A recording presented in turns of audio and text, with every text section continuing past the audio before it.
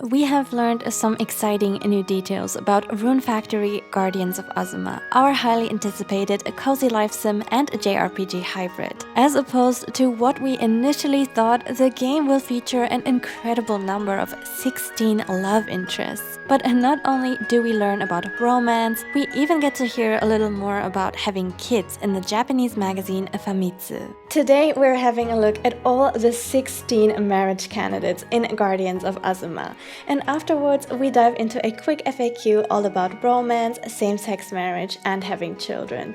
I have also directly translated some of the information from the Japanese source material, so that is going to be interesting. But without further ado, let's dive right in.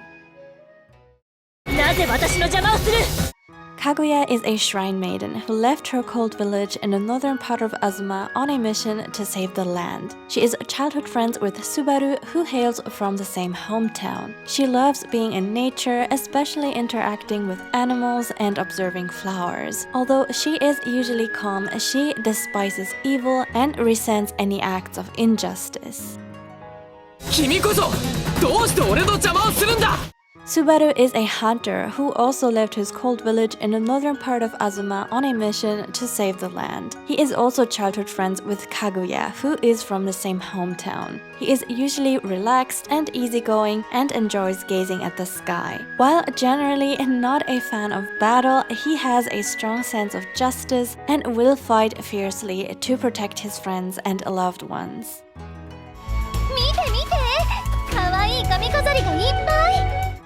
Iroha is the owner of Iroha's tea house in the Spring Village. She is a friendly, caring young woman who dreams of revitalizing the Spring Village and returning it to its former glory. She also has a knack for children, as she is able to understand their perspective and makes them feel heard and cared for. Her thoughtful and caring nature is one of her charm points, earning her the admiration of everyone in the Spring Village.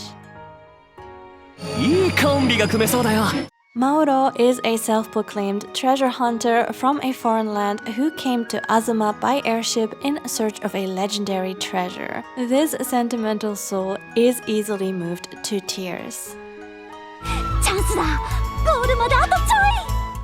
Matsuri is Azuma's carefree goddess of summer and swords. She enjoys physical activities of all kinds. Despite being a master of the blade, she tends to solve problems with brute force instead. And it appears that she will be the one teaching us how to master the sword.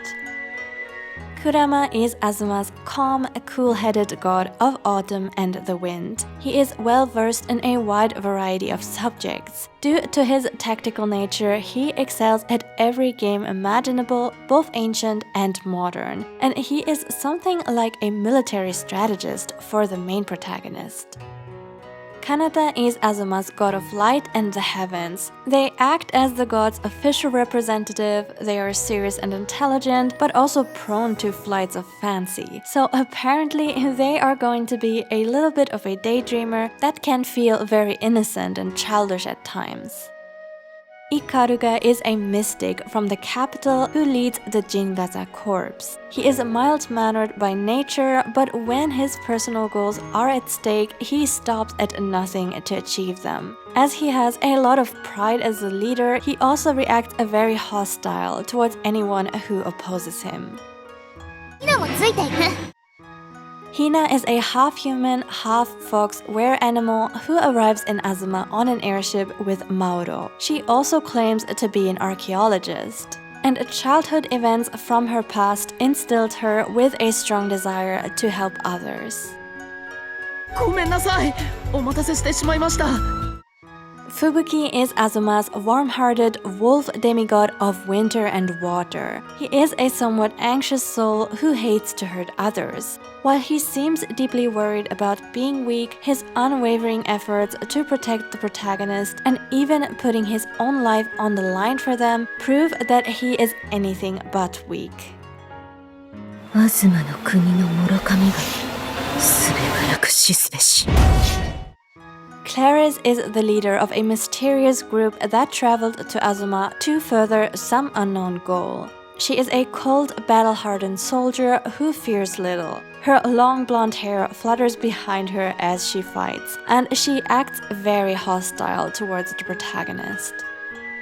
Murasame is a samurai who wanders Azuma with the goal of becoming the greatest swordsman. Master of the Munen Muso sword style, which means free from empty thoughts, he spends his days training and keeping his sword in good condition. He is also always well informed about the latest local rumors, so he will prove himself as a valuable advisor to the protagonist. マイデ様、里の復興に力を貸していただけませんか? Ulalaka is Azuma's kind and gentle goddess of spring and joy. Her benevolence knows no bounds, and she simply wants everyone to live happy, peaceful lives. Her generous nature and her warm smile are sure to leave a strong impression. Kai is a leader of the Oni, the demon tribe, and he is feared for his incredible strength. Although he is a bit selfish and rough around the edges, he treats his retainers well. He also always wears a mask that hides his true face, so nobody knows how he actually looks like. 私がつまずくなんて、足元が留守になっていたのか?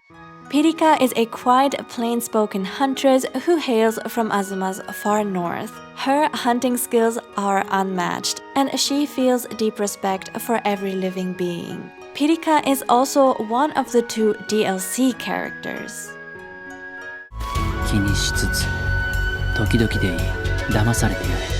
Cuilang is a mechanical expert who lives in the Autumn Village. Although he speaks very little and socializes even less, the other villagers can always rely on him, and he never turns away a soul in need.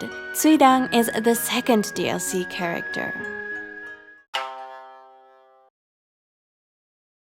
As you can see, Subaru and Kaguya are both included in this list. So yes, we can marry the other protagonist that we don't play as. This looks very much to become a story that is a childhood friends, 2 rivals, 2 lovers romance. So this is very exciting news and a wonderful trope for every romance and otome fan.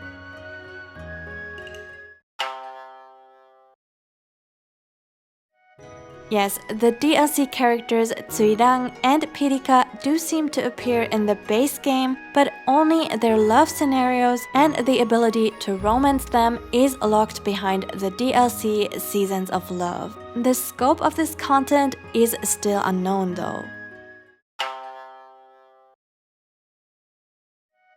The DLC Seasons of Love is currently part of the limited edition, though it is likely that they might offer it separately from this edition as well, possibly just at a higher price. Yes, we can have children in this game. It has officially been confirmed through the Famitsu magazine, though the details of how many we can have or which traits will be inherited from their parents are still unclear.